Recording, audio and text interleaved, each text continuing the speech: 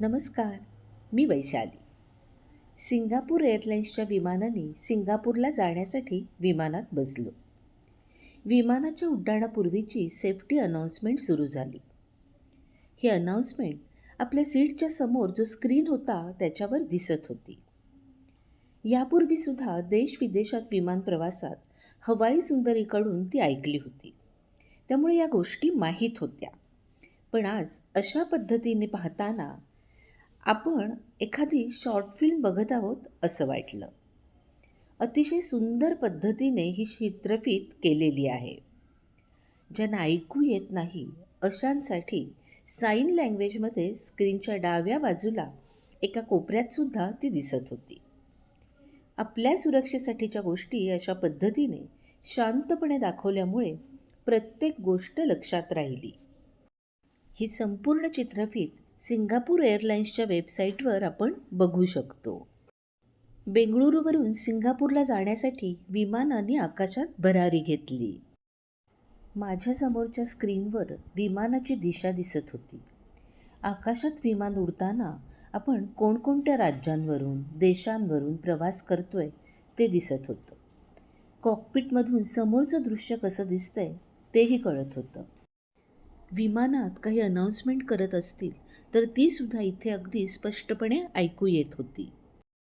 माझा प्रवास बिझनेस क्लासमधून असल्यामुळे इथे सीटच्या जवळच मला जास्तीच्या सुविधा मिळाल्या होत्या. जसं की इथे पाण्याची बाटली, हेडफोन, आरसा या गोष्टी होत्या. तसेच उशी आणि एक ब्लँकेटही मिळालेलं होतं.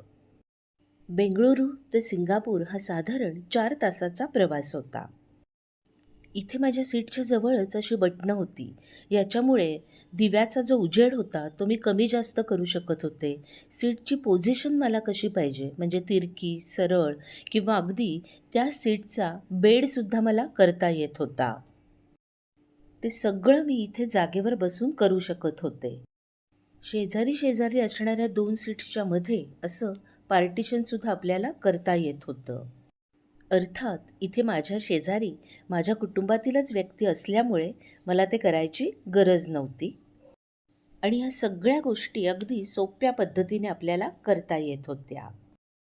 इथे असणाऱ्या या हँगर हुकला मी माझी हँडबॅग लावली होती आणि माझ्या सीटच्या समोर ही जी जागा आहे इथे मी छान असे पाय पसरूनसुद्धा बसू शकत होते.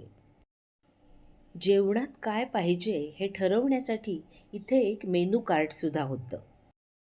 Japanese, Indian, Chinese, France, Australia इथल्या प्रसिद्ध शेफ्सनी इथल्या मेनूची रचना केलेली आहे. भारतीय जेवणाची रचना केलेली आहे शेफ संजू कपूर यांनी. पहिल्यांदा होतं starter, main course, fruit dish आणि सर्वात शेवटी डेझर्ट. असं मस्तपैकी जेवल्यावर मी त्या खुर्चीचा बेड केला आणि ब्लँकेट घेऊन मस्तपैकी 1 तास झोप काढली आणि बघता बघता खिडकीतून खाली सिंगापूर दिसायलाही लागलं. खालच्या समुद्रामध्ये अशी जहाजं, बोटी बघताना मजा वाटत होती. आता सिंगापूरच्या धावपट्टीवर आपलं विमान उतरलेलं आहे आणि एअरपोर्टवर आता मी चाललेली आहे इमिग्रेशनसाठी. व्हिडिओ आवडला असेल तर लाईक करा, कमेंट करा, शेअर करा आणि हो, चॅनल सबस्क्राईब करायला विसरू नका. भेटूया पुन्हा सिंगापूर पार्ट 2 मध्ये. तोपर्यंत नमस्कार.